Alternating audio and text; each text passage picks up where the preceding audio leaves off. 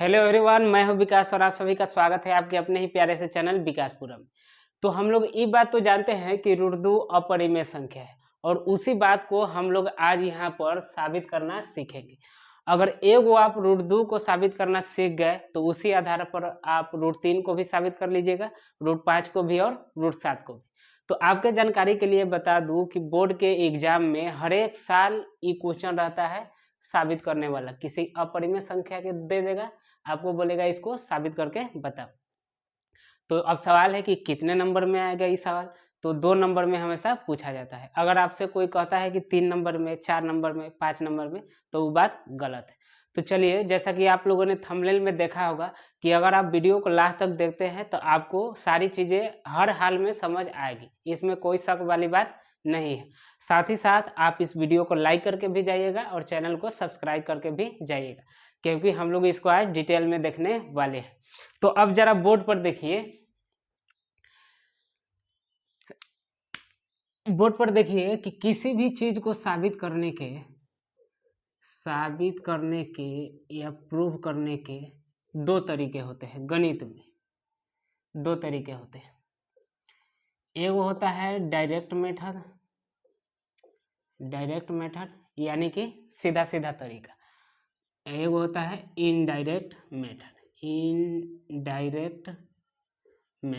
यानी कि इनडायरेक्ट तरीका। और इनडायरेक्ट मेथड में ही एक और तरीका है जिसका नाम है प्रूफ बाय कॉन्ट्राडिक्शन।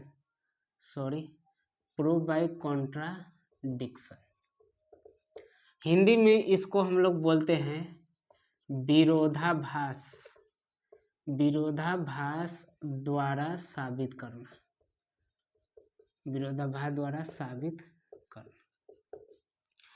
और इसी तरीके का इस्तेमाल करके हमारा ई वाला साबित होगा। ये सब कथी है? किसी चीज को साबित करने का तरीका है। ये तीनों तरीका है, तो इससे हमारा साबित होगा। अब एगो ऐसा एग्जाम्पल अब हम लोग देखते हैं जिससे ही सारा चीज एक ही बार में हम लोगों का क्लियर हो जाए। मान लीजिए कि देखिए, मान लीजिए कि हमारे पास एक आदमी है। अब इस आदमी का नाम क्या रखूं मैं? हम लोग तो बालवीर ज़्यादा देखते हैं, तो उसी में का मान लीजिए इसका नाम रख दिए मोंटू बॉस। तो ये हमारा मोंटू बॉस है। अब मोंटू बॉस जिंदा है, हम जानते हैं, आप जानते हैं, ये मोंटू बॉस जिंदा है। अब एगो खसका हुआ दिमाग का थोड़ा आदमी आया और बोल रहा है कि नहीं, इसको साबित करके बताओ कि मोंटू बॉस जिंदा है। तो हमको अब साबित करके उसको बता देना है कि मोंटू बॉस जिंदा है। साबित क्या करना है? सिद्ध करना है। सिद्ध कीजिए मोंटू बॉस जिंदा है। ये हमारा अभी के लिए साबित करना है। जैसे हमारा इस क्वेश्चन में सिद्ध कथी करना है? क्वेश्चन हमारा है कि सिद्ध कीजिए रूट 2 अपरिमेय है। हम तो जानते हैं रूट 2 अपरिमेय है, हम जान रहे हैं मोंटू बॉस जिंदा है, लेकिन फिर भी अब बोल रहा है कि साबित कीजिए, तो हमको क्या करना है? साबित करना। अब अगर आपको दे दिया जाए कि भाई साबित करो मोंटू बॉस जिंदा है, तो आप कैसे साबित कीजिएगा? आप कहिएगा कि इसका हृदय चेक कर लेते हैं, दिल धड़क रहा है कि नहीं, उसके बाद देख लेंगे कि सांस चल रहा है कि नहीं। अगर वो दोनों हो रहा है, मतलब कि मोंटू बॉस जिंदा है, साबित हो गया। तो ये जौना तरीका से आप साबित किए, सीधा जौन गुण होना चाहिए जिंदा आदमी में, वो गुण आप खोज लिए, आप बता दिए कि भाई जिंदा है, मरा हुआ आदमी का हृदय थोड़ी चलेगा। तो ये साबित आप कर दी। तो इसको बोलते हैं डायरेक्ट मेथड, यानी कि सीधा कान पकड़ना, सीधे। अब इसी बात को अगर इनडायरेक्ट तरीके से साबित करना होता कि मोंटू बॉस जिंदा है, इनडायरेक्ट मेथड से साबित कीजिए, तो डायरेक्ट में जैसे हम लोग सीधा कान पकड़े थे, इनडायरेक्ट में घुमा के कान पकड़ते हैं। मतलब काने पकड़ेगा लेकिन सीधा नहीं, घुमा के साबित करेगा जिंदा है, लेकिन घुमा के साबित करेगा, सीधा नहीं। चेक कर लीजिए हृदय धड़कन। तो देखिए, विरोधाभास द्वारा चाहे इनडायरेक्ट मेथड द्वारा कैसे साबित होता है। तो इसमें हम लोग कैसे करेंगे? घुमा के कान पकड़ेंगे। तो साबित ऐसे करेंगे कि हम लोग इसका उल्टा मानेंगे, इसका उल्टा जो साबित करना है ना, उसका उल्टा मान के चलेंगे। तो साबित करना है मोंटू बॉस जिंदा है, तो मान लेंगे माना मोंटू बॉस मर चुके हैं। जो साबित करना है उसका उल्टा। अब जब मंटू बॉस मर चुके हैं तो एक बात इस आधार पर, इस बात के आधार पर कह सकते हैं कि मंटू बॉस नहीं बोल सकते हैं, मंटू बॉस नहीं बोल सकते हैं। अरे भाई हमने ये माना है कि मंटू बॉस मर चुका है तो ये कहबे न करेंगे कि मंटू बॉस नहीं बोल सकता है, मरा हुआ आदमी कैसे बोल सकता है। तो ये बात, इसके आधार पर तो ये बात एकदम सही है। अब हम अपने पॉकेट से एगो औजार निकाला, औजार निकाला, औजार कहने का मतलब सुई निकाला, एगो औजार यानी कि सुई, सुई निकाला। अब मंटू बॉस के शरीर में घोंप दिया। तो जब मंटू बॉस के शरीर में घोंपा तो मंटू बॉस काय काय करने लगा, दाई माई चिल्लाने लगा, दाई माई चिल्लाने लगा। अब जरा देखिए कि हुआ क्या, कि हम लोग ऊपर बोल रहे हैं कि मंटू बॉस नहीं बोल सकते हैं, यहाँ मंटू बॉस काय का चिल्ला रहा है। तो ये दोनों बात एक साथ सच थोड़ी हो सकती है। यहाँ कहिएगा कि नहीं बोल सकते हैं, यह आदमी चिल्ला रहा है, तो दोनों बात थोड़ी साबित सच हो जाएगा एक साथ। मतलब इस वाले बात का ये वाला बात काट दे रहा है, ये दोनों बात आपस में टकरा जा रहा है। तो इसको बोलते हैं, जब आपस में दो बात टकरा जाए तो इसको बोलते हैं विरोधाभास उत्पन्न होना। इस बात को याद रखिएगा, विरोधाभास, विरोधाभास उत्पन्न होना। विरोधाभास का मतलब दो बात जब टकरा जाए। जैसे अगर कोई आदमी हाथ में मुर्गा के टंगरी खा रहा है, अब बोल रहा है कि हमें मांस मछली नहीं खाना चाहिए, तो ओकर बोली और ओकर रहन चाल मेल खा रहा है, नहीं मेल खा रहा है, जुनू टकरा जा रहा है, तो इसको बोलते हैं दोगलापन। चाहे उसको गणित में कथी बोल देते हैं, विरोधाभास उत्पन्न होना, यानी कि दो बात टकरा जाए। तो यहाँ विरोधाभास उत्पन्न हो रहा है, टकरा कैसे गया। यहाँ बोल रहे हैं कि मंटू बॉस नहीं बोल सकता है, यहाँ मंटू बॉस चिल्ला रहा है उसको जब सुई लगा था, तो ये दोनों बात नहीं एक साथ सही हो सकता, दोनों टकरा गया, तो इसको बोलते हैं विरोधाभास। तो ये कैसे दोनों बात, हमरे दोनों बात है या दोनों आपस में टकरा कैसे गया। टकरा इसलिए गया क्योंकि मैंने शुरुआत ही गलत की थी। यहाँ पर जो हमने माना था कि मंटू बॉस मर चुके हैं, ये गलत माना था, तभी जाके ये दोनों बात टकराया है, न तो नहीं टकराता। तो इसका मतलब कि हमने इसको गलत माना है, ये हमारा बात गलत है। तो सही कौन है, तो सही हुआ कि ये मरने वाला बात जब गलत हो गया तो सही यह है कि मंटू बॉस कथी है, जिंदा है, साबित हो गया। तो इसको बोलते हैं घुमा के कान पकड़ना, चाहे इनडायरेक्ट मेथड से साबित करना, चाहे विरोधाभास द्वारा साबित करना। मतलब इनमें एगो दो बात टकराता है, विरोधाभास उत्पन्न होता है। तो देखिए इसमें भी हम लोग इतना समझ गए, तो ये समझिए कि आपको अब आ जाएगा। साबित कथी करना है कि रूट 2 हमारा अपरिमेय है। तो विरोधाभास से साबित करना हो तो सबसे पहले उसका उल्टा मान लेते हैं। तो उल्टा हम लोग मान लेंगे कि माना रूट 2 कथी है, रूट 2 परिमेय है, उल्टा मान लिया। अब उसके बाद अपना मर्जी से एगो बात कहे थे, इसके हिसाब से मर चुका है तो नहीं है बोले, तो ये अपरिमेय के आधार पर हम लोग एगो बात कहेंगे कि हाँ अजय रूट 2 परिमेय माना है, तो परिमेय पी बटा क्यू के रूप के होता है। चाहे जौन जौन बात परिमेय के बारे में सही है वो बात हम लोग यहाँ पर कहेंगे। उसके बाद जैसे यहाँ सुई घोपा था वैसे ही हम अपने यहाँ मैथ का नियम कानून लगाएंगे, गणित का जो नियम होता है, रूल होता है, उस सही सही रूल लगाएंगे इस वाले बात पर। तो उस मैथ का रूल लगाते लगाते एक समय ऐसा आएगा कि आपके पास एक और दूसरा बात आएगा, एक और बात सामने निकल के आएगा। एक बात पहले कहे थे, परिमेय के आधार पर कहे थे, और मैथ का रूल लगाया तो एक और बात सामने आए। तो होगा कथी कि आपका पहले वाला बात अब लास्ट में जो बात आया है, ये दोनों बात आपस में टकराने लगेगा। मतलब कि टकराने लगा मतलब कि कथी उत्पन्न हो गया, विरोधाभास उत्पन्न हो गया। तो ये भाई ये दोनों बात काहे टकरा गया, काहे कि हमने कहीं ना कहीं गलत की थी। गलत कहाँ किया था, काहे कि ये वाला बात इसको इसके आधार पर हमने कहा था, परिमेय के आधार, मतलब कि ये टकरा रहा है, मतलब कि हमारी वाला बातें गलत है, शुरुआत ही गलत है। तो शुरुआत में क्या कहा था, परिमेय, तो ये तो हो गया गलत। मतलब सही क्या है कि रूट 2 हमारा कथी है, अपरिमेय, ऐसे साबित हो। तो हम लोग अब समझ गए, अब आसानी से हम लोग चलिए इसको साबित कर लेते हैं, 2 मिनट में साबित हो जाएगा। लेकिन हम लोग पूरा डिटेल में साबित करेंगे इसको तो थोड़ा टाइम भी लग सकता है, तो अभी इसको हम लोग मिटा देते हैं। तो यहाँ तक अगर समझ में आया हो तो वीडियो को लाइक कर दीजिए और चैनल को सब्सक्राइब कर लीजिए। अब हम लोग चलते हैं अपने मेन सवाल। तो साबित करना है कथी, अपरिमेय, तो इसका उल्टा मानेंगे परिमेय। तो मान लेंगे इस, यहाँ प्रूफ लिखिएगा, हल मत लिखिएगा, प्रूफ चाहे उपपत्ति लिख सकते हैं। मान लेंगे कि माना रूट 2 कथी है उल्टा, यानी कि अपरिमेय है तो यहाँ मान लेंगे परिमेय, रूट 2 परिमेय है। अब चूंकि रूट 2 परिमेय है तो रूट 2 को लिख सकते हैं कितना, p/q लिख सकते हैं।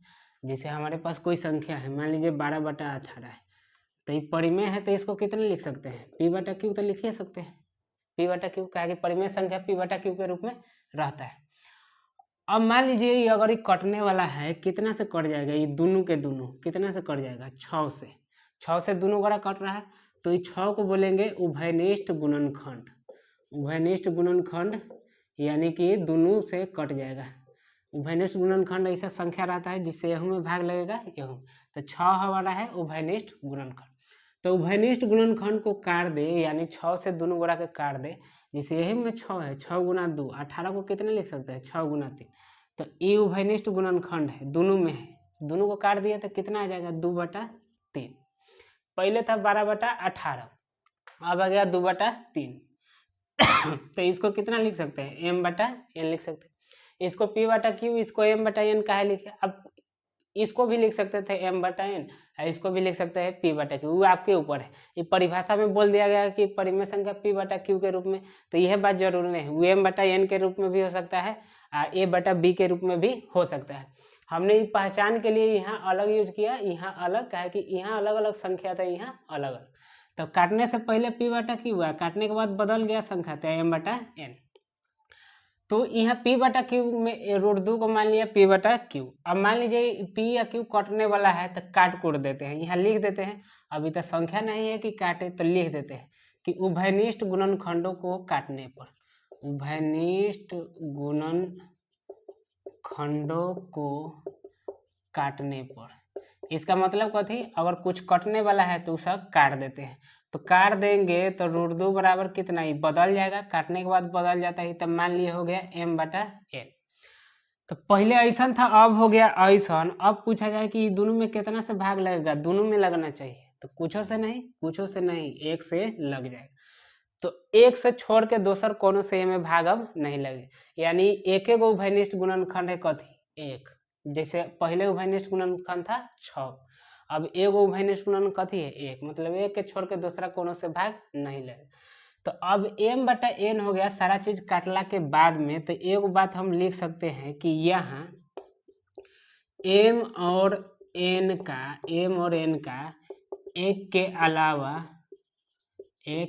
अलावा कोई उभयनिष्ठ गुणनखंड है नहीं है, सब चीज तक काट दिए।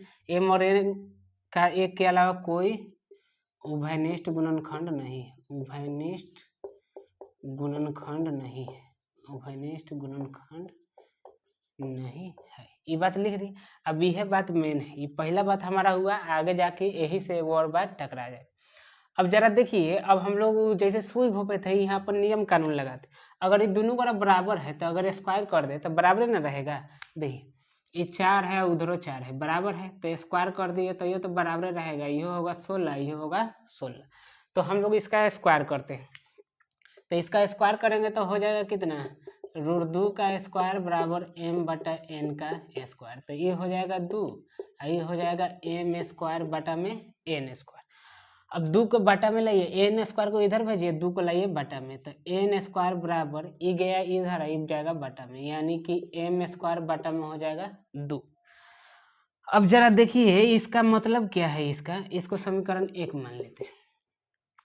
इसका मतलब है कि m² में 2 से भाग कर रहे हैं, तो आंसर कितना आ रहा है, n², आंसर आ रहा है n²। अब जरा देखिए कि m और n कथी है, हम खाली आपसे पूछे कि m बटा वाला संख्या है, बटा वाला है 1/2 जैसन, 3/4 जैसन, कि पूरा संख्या है 2 3 4 5 ऐसा है कि बटा वाला, तो आप कहिएगा ऐसा पूरा संख्या है m, और साथ ही साथ n भी ऐसा संख्या है, बटा वाला नहीं है। देखिए यहाँ जो p/q लिखते हैं चाहे m/n लिखते हैं, तो ये पूरा का पूरा बटा वाला है, लेकिन खाली m को देखिए ये तो पूरा संख्या है, खाली n को देखिए ये पूरा संख्या है, खाली p को देखिए पूरा संख्या है, बटा वाला थोड़ी है, और q कथी है, पूरा संख्या है।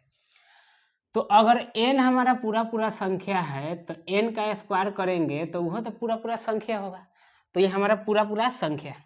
तो एम स्क्वायर में 2 से भाग कर रहे हैं तो पूरा पूरा संख्या आ रहा है, मतलब कि 2 से इसमें पूरा पूरा भाग लग जाता होगा, तभी तो पूरा पूरा संख्या आ रहा है, नहीं तो बटा में आता अगर नहीं भाग लगता है। जैसे देखिए 4 में हम लोग भाग करेंगे 2 से तो पूरा पूरा संख्या कितना आएगा, 2 आएगा, तो भाग लगा है तब ना पूरा पूरा आया है। अगर यहाँ पर कर देते 3 तो यहाँ पूरा पूरा संख्या आता, नहीं आता। तो कह सकते हैं कि 2 जो है 2 किसको विभाजित कर दे रही है, एम स्क्वायर को, एम स्क्वायर 2 एम स्क्वायर को विभाजित कर रही है। अब देखिए 2 एक आभाज्य संख्या है, तो आभाज्य संख्या अगर एम स्क्वायर को विभाजित करती है तो आभाज्य संख्या एम को भी विभाजित करेगी। ये सारा बात हमने 1.3 में बताया एकदम अच्छे से। तो यहाँ हम लोग लिख देते हैं डायरेक्ट। अगर आपको ये नहीं रटना है, एक तो ये तरीका है कि रट लीजिए ना, तो वीडियो जाके देख लीजिए, आपको सारा चीज समझ में आ जाए। तो 2 अगर एम स्क्वायर को विभाजित कर रही है तो 2 एम को भी विभाजित करेगी, 2 एम को भी विभाजित करेगी। हो गया। अब देखिए, अब पहले एगो बात आपको समझा देते हैं, फिर जाके हम इसको मिटाएंगे। देखिए तो मतलब एम स्क्वायर में 2 से भाग लग रहा है, एम में भी 2 से भाग लग रहा है। एगो संख्या है एम में 2 से भाग लग रहा है, मतलब कि एम को 2 गुना कुछ ना कुछ तो लिख सकते हैं। जैसे देखिए एम में 2 से भाग लग रहा है, मतलब कि एम किया 4 लिखा होगा, चाहे 8 लिखा, चाहे 10 लिखा, चाहे 12 लिखा, तब तो 2 से भाग लगेगा। तो ये 4 लिखा है तो इसको नहीं लिख सकते हैं 2 गुना 2, ये 4 को 2 गुना 2, 8 को लिख सकते हैं 2 गुना 4, 10 को लिख सकते हैं 2 गुना 5। यानी कि अगर 2 से भाग लग रहा है उसमें 2 होगा, इसमें 2 से भाग लग रहा है ना एम में, तो 2 तो होगा, बाकी कुछ और संख्या होगा। तो एम में भी 2 से भाग लग रहा है, 2 से इसमें भाग लग रहा है, तो एम के लिख सकते हैं 2 गुना कुछ ना कुछ और संख्या के, 2 के तो लिखे सकते हैं, 3 के थोड़ी लिखेंगे। 2 से भाग लग रहा है तो 2 के लिखिए, आप 2 के लिखिए, चाहे 2x लिखिए, चाहे 2y लिखिए, कुछ भी लिख सकते हैं। इसका मतलब है कि m को जब तोड़ेंगे तो उसमें 2 रहेगा, आगे कोनो संख्या आएगा, 5 4 2 कुछ बदल जाएगा।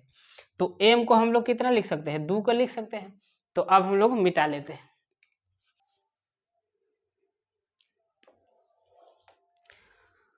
तो अब यहाँ हम मान सकते हैं, माना m बराबर कितना मान सकते हैं, 2 के मान सकते हैं, क्या कि m में 2 से भाग लग रहा है तो उसके अभाज्य गुणनखंड में 2 तो होबे करेगा।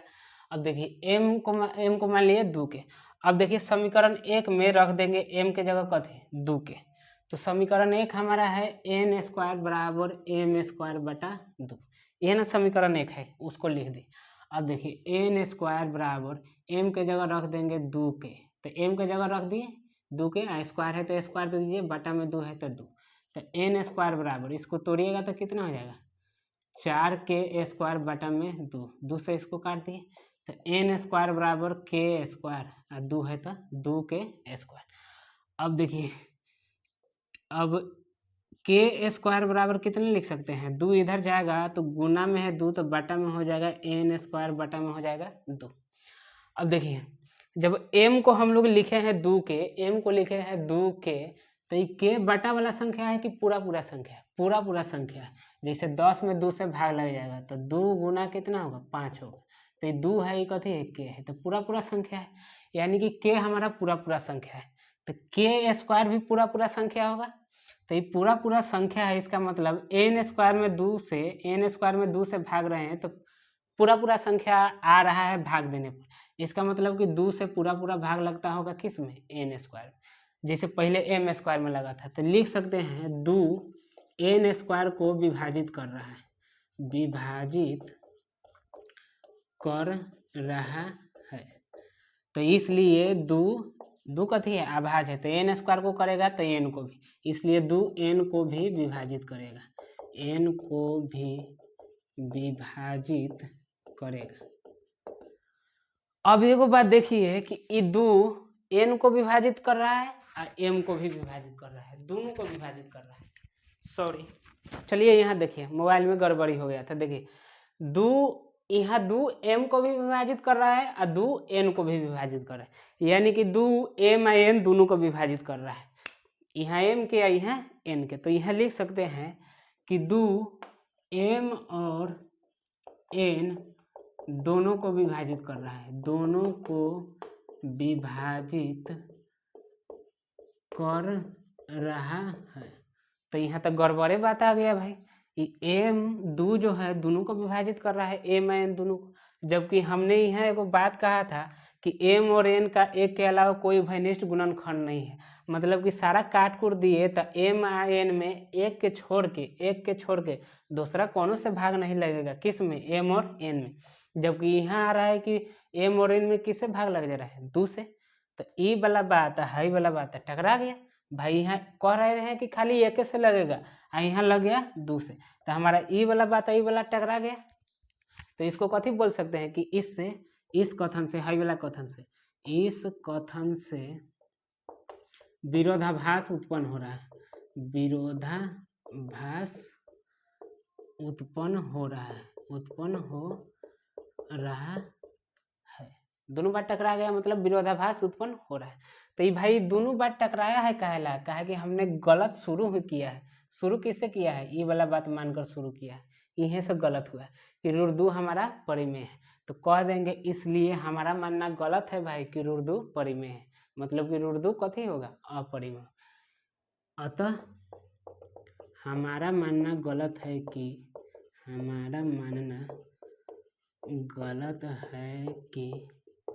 रुर्दू परिमेय है। ये ना हम मान के चले थे कि रुर्दू परिमेय है, उल्टा मान के चले। तो ये जब गलत है तो सही क्या है, इसलिए रुर्दू कथी है, अपरिमेय। यह बात सही, इसलिए रुर्दू अपरिमेय है। हो गया साबित, यहाँ ढीठे लिखे प्रूव्ड कर दिया हमने, साबित हो गया।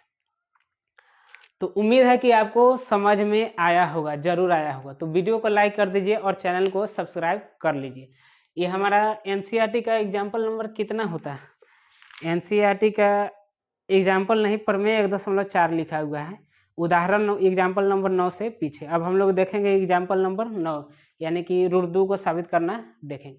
तो इसमें ज़्यादा टाइम लगा, काहे कि हम लोग पूरा डिटेल में हम लोग देखे थे, उसमें ज़्यादा समय नहीं लगा। और बात ज़्यादा डिटेल में नहीं जाते हैं कि टाइम बहुत ज़्यादा लग जाता है। अब इसी वीडियो में देखते हैं कितना टाइम लग गया। तो आप लोग लाइक कर दीजिए वीडियो को और चैनल को सब्सक्राइब कर लीजिए। धन्यवाद।